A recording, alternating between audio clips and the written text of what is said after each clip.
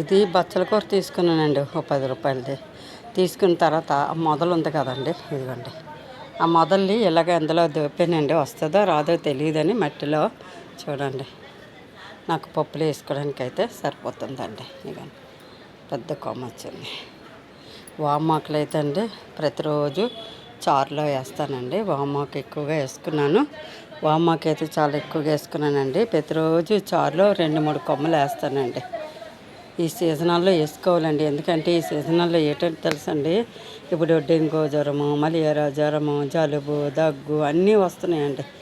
ఇలాగా మనకి వేడి కలిగే పదార్థాలు లాంటివండి. వామ్ అయితే చక్కటి మంచి ఆకు, మంచి వాసనతో ఉంటుంది. గుమ్మగుమ్మలాడుతూ చారు కూడా బాగుంటుంది ఫ్రెండ్స్. బాయ్ అండి.